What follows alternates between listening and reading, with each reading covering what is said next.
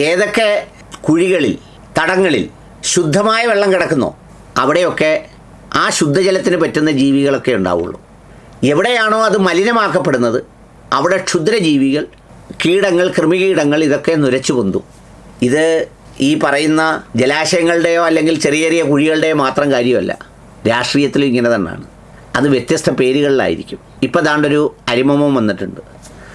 മോനെ മോനെ പൂക്കാറേ, പൂക്കാറ് മോനെ പുക്കീറേ, പുക്കീറ് മോനെ സുക്കാറേ, സുക്കാറ് മോനെ കാളിസേനേ.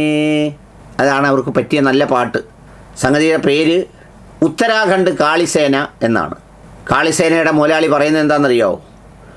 മുസ്ലിങ്ങൾ എങ്ങനെയാണ് നിസ്കരിക്കുന്നതെന്ന് മറന്നു പോകുമെന്നും ഹിന്ദുത്വർ എല്ലാ ചൊവ്വാഴ്ചയും പള്ളികളിൽ ഹനുമാൻ ചാലീസ ചെല്ലുമെന്നും ഉത്തരാഖണ്ഡ് കാളിസേന സംസ്ഥാന പ്രസിഡന്റ് ഭൂപേഷ് ജോഷി മുസ്ലിങ്ങളെ ഭീഷണിപ്പെടുത്തി. ജയ് ശ്രീരാം സഹോദരങ്ങളെ, ഡൽഹിയിലെ മുല്ലമാർക്കൊരു മുന്നറിയിപ്പ് നൽകാൻ ഞാൻ ആഗ്രഹിക്കുന്നു. മുസ്ലിങ്ങളെ, നിങ്ങൾ നിസ്കരിക്കാൻ പോലും മറന്നുപോകും. നിങ്ങൾ അള്ളാഹുവിനെ വിളിക്കാൻ പോലും ഭയപ്പെടും. എക്സിൽ പങ്കുവച്ച വീഡിയോയിൽ ജോഷി പറയുന്നു. ഡൽഹിയിൽ സൂര്യ ചൗഹാൻ എന്ന യുവാവ് കൊല്ലപ്പെട്ട സംഭവവുമായി ബന്ധപ്പെട്ടാണ് അദ്ദേഹം പ്രസംഗം നടത്തിയത്. കാളിസേനക്കാരനാണ്.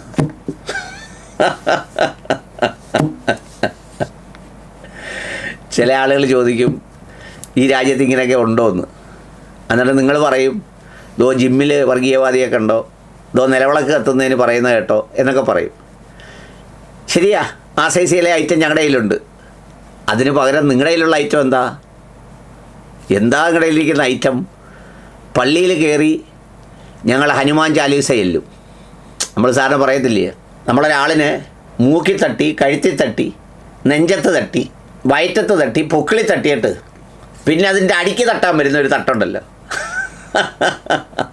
വളരെ സെൻസിറ്റീവായ ഒരു സ്ഥലത്ത് അതിൽ തട്ടാൻ വരുമെന്നാണ് ഇപ്പോൾ പുള്ളി പറഞ്ഞേക്കുന്നത്.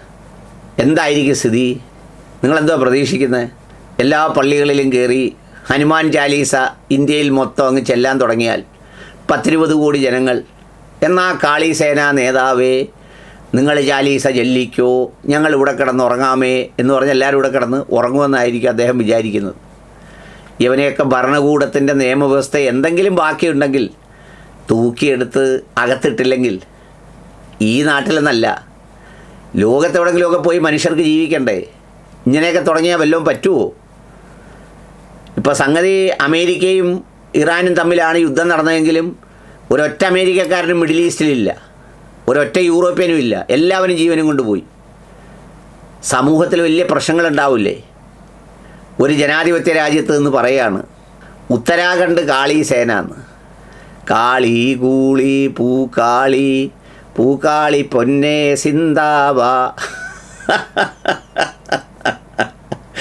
എന്തോ ഇതിനൊക്കെ മറുപടി പറയേണ്ടത് എനിക്കറിഞ്ഞൂടാ. ചിരിച്ചങ്ങ് കളയാവുന്നല്ലാതെ എന്തോ പറയുന്നത്? വേറൊരാളിൻ്റെ ആരാധനാലയങ്ങളിൽ കയറി ഹനുമാൻ ചാലീസ ഞങ്ങൾ ചെല്ലും. എന്തിൻ്റെ ബലത്തിൽ? ഞങ്ങളെ സംരക്ഷിക്കുന്ന ഒരു പാർട്ടി ഈ സംസ്ഥാനം ഭരിക്കുന്നു അല്ലെങ്കിൽ രാജ്യം ഭരിക്കുന്നു എന്നുള്ളതിൻ്റെ ബലത്തിൽ 10-20 കോടി വരുന്ന ഒരു ജനസമൂഹത്തെ, അവരുടെ ആരാധനാലയങ്ങളെ, അവരുടെ വിശ്വാസ കേന്ദ്രങ്ങളെ ഒക്കെ കയറി അങ്ങ് ചെയ്യാമെന്നാണ് പറയുന്നത്. എന്നാൽ പിന്നെ നീ അങ്ങ് ചെയ്, ഞങ്ങളങ്ങ് കിടന്നു തരാം കണ്ണടച്ച്. നീ ചെയ്ത് ചെയ്ത് ചെയ്ത് ചെയ്ത് മതിയാവുന്നിടം വരെ അങ്ങ് ചെയ്.